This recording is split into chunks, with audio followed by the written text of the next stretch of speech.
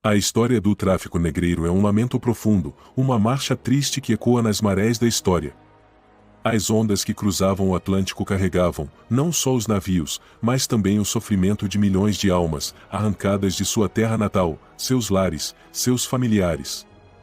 O tráfico negreiro foi a cicatriz que marcou o oceano, transformando suas águas em lágrimas salgadas, em gritos abafados que jamais chegaram ao vento. A travessia maldita, o nascimento do sofrimento. Tudo começa nas costas da África, nas terras quentes de reinos como o Congo, Angola e o Império Oio. Ali, homens, mulheres e crianças viviam suas vidas em vilarejos cercados de florestas densas, rios caudalosos e tradições milenares.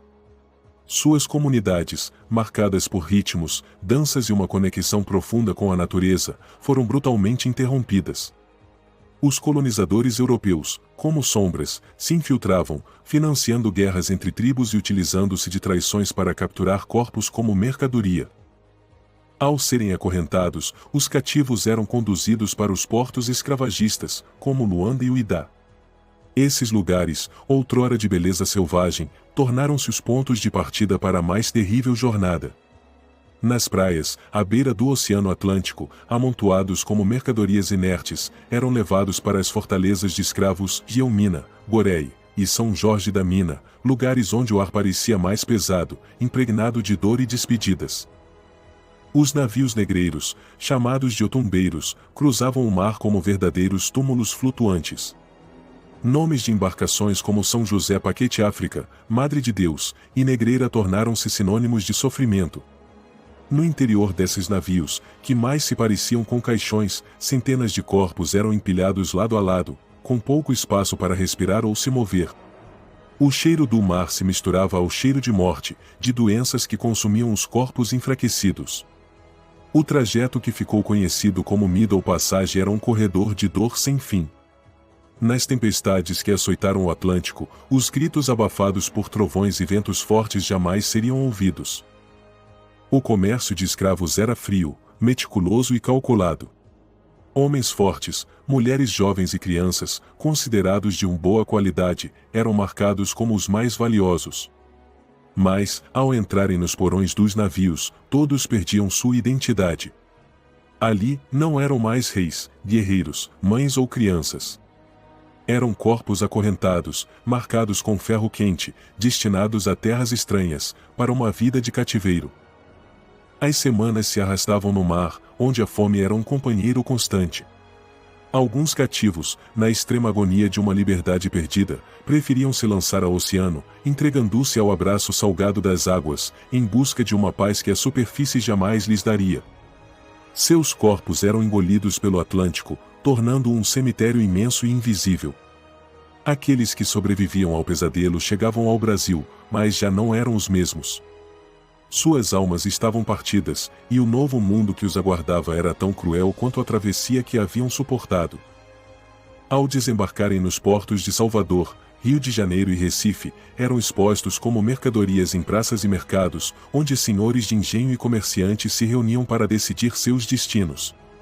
A travessia chegava ao fim, mas o sofrimento estava apenas começando. A chegada ao Brasil, terra de cativeiro. Ao tocar o solo brasileiro, o ar parecia pesado, carregado de promessas quebradas. Os portos de Salvador, Rio de Janeiro e Recife se tornavam cenários de um espetáculo cruel, onde vidas eram leiloadas, negociadas como mercadorias. O calor do sol tropical que iluminava as costas brasileiras também revelava a sombra da escravidão. Ali, homens e mulheres vinham aos montes, descalços, debilitados, com os olhos que carregavam o vazio de uma liberdade roubada. Nas praças de comércio, em meio ao burburinho dos compradores, ouviam-se os números frios de preços que tentavam traduzir o valor de uma vida. Uma vez vendidos, os escravizados eram levados para os engenhos de açúcar, as plantações de café e as minas de ouro. O trabalho começava antes mesmo do primeiro raio de sol e só terminava quando a escuridão da noite cobria a terra. A mão de obra africana impulsionou a economia colonial, mas a custo de um sofrimento inimaginável. Os engenhos, que se erguiam majestosos nas paisagens do recôncavo baiano e na zona da mata de Pernambuco, eram sustentados pelo sangue e suor de quem jamais veria as riquezas que ajudavam a produzir. As terras do café em São Paulo e no Rio de Janeiro prosperavam, mas para os escravos, eram campos de cativeiro. Os dias nas plantações eram marcados por um ritmo incessante. O trabalho era árduo, constante, e os corpos eram empurrados além dos limites do cansaço.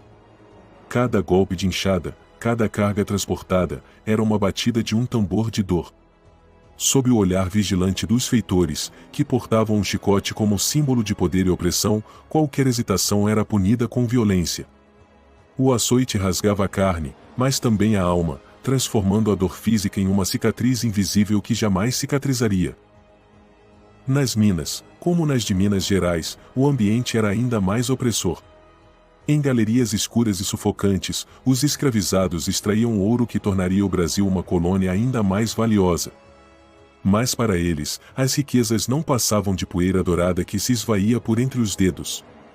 Muitos ali sucumbiam à exaustão, soterrados por desmoronamentos ou vencidos pelas doenças que infestavam os subterrâneos.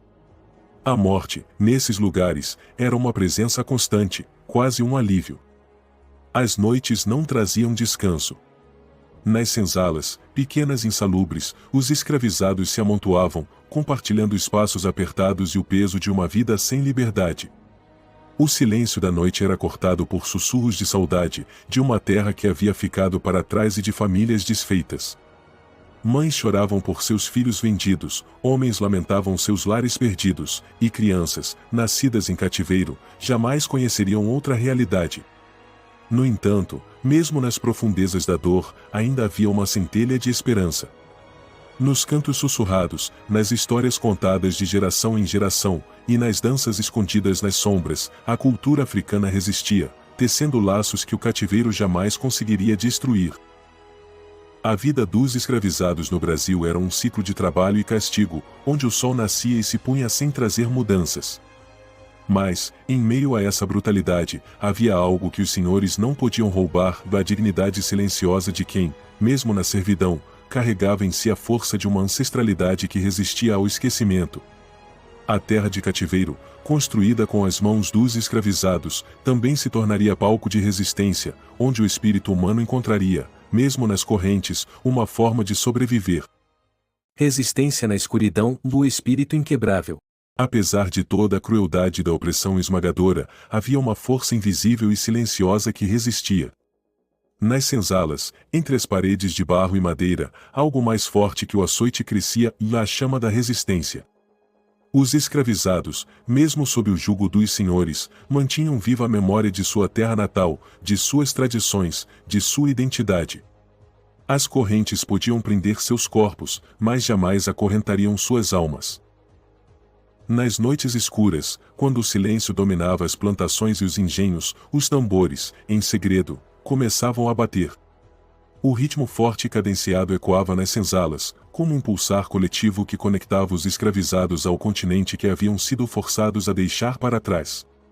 Era mais do que música, e era um grito de liberdade, um lamento e uma celebração da vida que, apesar de tudo, se recusava a ser apagada.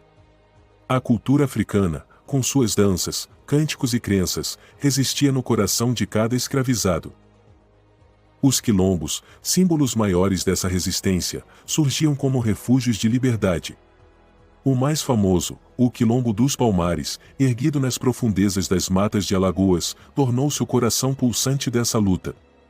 Ali, homens e mulheres que haviam fugido do cativeiro construíram uma nova sociedade, baseada na liberdade e na igualdade. Palmares era um lugar de esperança, onde os filhos da África podiam andar livres, plantar suas próprias colheitas e adorar seus deuses sem medo do chicote.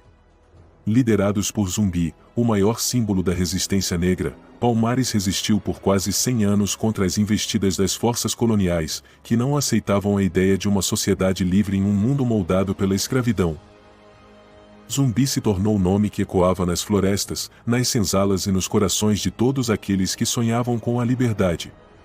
Um guerreiro destemido, Zumbi personificava a luta por dignidade, guiando seus companheiros com a força de alguém que sabia que viver sem liberdade não era viver. Sua liderança, tanto militar quanto espiritual, fez de Palmares um símbolo de resistência que atravessou gerações. E não era só em Palmares que a resistência acontecia. Rebeliões menores, muitas vezes esquecidas pela história oficial, ocorriam em todo o Brasil. Em fazendas e engenhos, escravizados se levantavam contra seus senhores, arriscando a vida por um sopro de liberdade. As fugas eram frequentes, e muitos se embrenhavam nas matas, formando pequenos quilombos escondidos, onde a liberdade, mesmo que por pouco tempo, podia ser vivida. A resistência também se manifestava de formas sutis e invisíveis.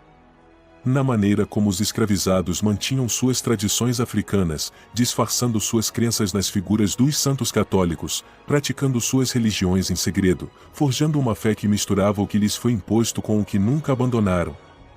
O candomblé, a capoeira, o samba, todas essas manifestações culturais nasciam da resistência, da necessidade de manter viva a essência de quem eram, apesar das correntes. Mesmo nos momentos mais sombrios, quando a esperança parecia desaparecer, o espírito de resistência persistia. Em cada batida de tambor, em cada dança nas sombras da noite, em cada fuga desesperada para o quilombo, o povo negro no Brasil mantinha viva a chama da liberdade. Era uma luta silenciosa, muitas vezes invisível, mas constante. Uma luta que dizia, em cada ato, que a liberdade não pode ser apagada, mesmo quando o corpo é acorrentado. Essa resistência, tecida nas noites escuras das senzalas e nos refúgios secretos dos quilombos, moldou o Brasil de maneiras profundas. Os escravizados, que deveriam ter sido reduzidos a simples ferramentas, mostraram que, mesmo nas condições mais desumanas, o espírito humano é inquebrável. Eles não só sobreviveram, eles resistiram, lutaram e criaram. E, assim, plantaram as sementes de um futuro que, embora ainda distante, seria inevitavelmente livre. O fim do tráfico e a lenta caminhada para a liberdade. O século XIX trouxe consigo uma mudança no ar, um suspiro tímido de esperança para aqueles que ainda viviam acorrentados. O tráfico negreiro, a engrenagem cruel que havia alimentado o cativeiro por séculos, começava a ser questionado. Sob pressões internacionais, principalmente da Inglaterra, que já havia abolido a escravidão em suas próprias colônias, o Brasil viu-se forçado a reavaliar seu papel nesse comércio desumano. As nações se levantavam contra o tráfico de escravos, e o oceano, que por tanto tempo havia sido o corredor de dor entre África e Brasil, começava a se fechar. Em 1850, com a promulgação da Lei Eusébio de Queiroz, o tráfico negreiro foi oficialmente proibido no Brasil. Mas, como tantas vezes acontece na história, a lei no papel não trouxe imediatamente a mudança na prática. Durante anos, o comércio de escravizados continuou de maneira clandestina, como um rio de sangue que se recusava a secar. A liberdade, embora prometida, parecia ainda uma miragem distante para aqueles que viviam nas senzalas. Enquanto o tráfico era gradualmente eliminado, o cativeiro dentro do Brasil permanecia. Os escravizados continuavam a trabalhar nas fazendas, nos engenhos e nas cidades, suas vidas controladas por senhores que se recusavam a abrir mão de sua força de trabalho. A liberdade era uma palavra sussurrada, mas que parecia nunca chegar de fato. A luta pela abolição da escravidão ganhou força nos anos seguintes. Movimentos abolicionistas começaram a surgir em várias partes do país, e personalidades como Joaquim Nabuco, José do Patrocínio e André Rebouças levantaram suas vozes contra a brutalidade do regime escravocrata. A imprensa abolicionista fervilhava, as ruas começavam a haver manifestações, e o Brasil finalmente parecia estar à beira de uma mudança profunda. Enquanto isso, nos quilombos e nas senzalas, a esperança continuava a crescer. A resistência dos escravizados, silenciosa e constante, havia plantado as sementes de uma liberdade que, embora tardia, finalmente brotaria. A cultura africana, que floresceu em meio às adversidades, se tornava mais forte e mais presente, criando raízes profundas que atravessariam gerações. Finalmente, no dia 13 de maio de 1888, a princesa Isabel assinou a Lei Áurea, abolindo oficialmente a escravidão no Brasil. Mas, para muitos, a abolição foi um alívio misturado à incerteza.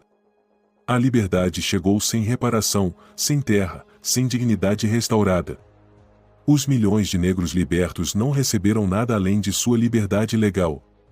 Sem apoio do governo, sem meios para construir uma nova vida, muitos se viram novamente à mercê de seus antigos senhores, agora como trabalhadores livres, mas ainda presos a um sistema que perpetuava a desigualdade. A abolição da escravatura, embora um marco histórico, foi apenas o início de uma nova luta. A liberdade prometida não apagou os séculos de violência, opressão e marginalização. O racismo, agora sem as correntes físicas, assumiu outras formas, mais sutis, mas igualmente devastadoras. Os antigos escravos e seus descendentes foram empurrados para as periferias da sociedade, excluídos das oportunidades que outros brasileiros tinham. A liberdade conquistada com tanto sacrifício não significou igualdade. No entanto, o legado dos que resistiram e aqueles que lutaram nas senzalas, nos quilombos, nas ruas e vive até hoje. A força e a resiliência do povo negro, que construiu este país com suas mãos e seu sangue, são visíveis na cultura, na música, na culinária, na religião e na arte do Brasil. As sementes plantadas pelos que vieram antes continuam a crescer, florescendo na luta diária por igualdade, dignidade e reconhecimento. A caminhada para a verdadeira liberdade, iniciada naquele 13 de maio, continua até hoje. A história do Brasil, marcada pela escravidão, também é a história de um povo que nunca desistiu de lutar, que, mesmo diante das piores adversidades, manteve viva a esperança e a certeza de que um dia seriam livres. A abolição foi o fim de uma era de correntes, mas também o começo de uma nova era de lutas, onde a liberdade plena ainda é um ideal a ser conquistado. Curta, inscreva-se e ative as notificações para mais vídeos.